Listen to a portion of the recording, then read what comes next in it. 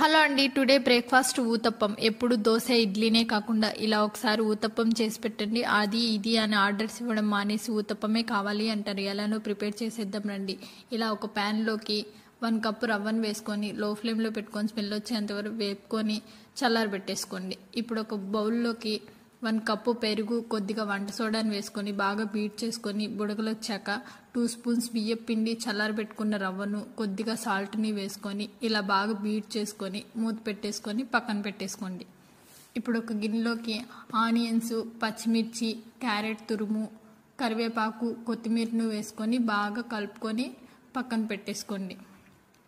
ఇలా పక్కన పెట్టుకున్న మిశ్రమాన్ని కొద్ది కొద్దిగా వాటర్ వేసుకుంటూ ఈ కన్సిస్టెన్సీలో వచ్చేలా కలుపుకొని పక్కన పెట్టుకోండి.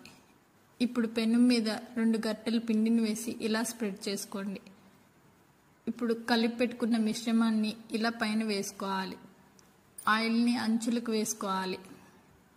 ఇలా మూత పెట్టేసుకోండి. 2 సైడ్స్ కాల్చుకున్న తర్వాత తీసి ప్లేట్లో సర్వ్ చేసుకోండి. ఏదైనా చట్నీలో తిన్నా బాగుంటుంది, అలానే తిన్నా బాగుంటుంది. Thank you.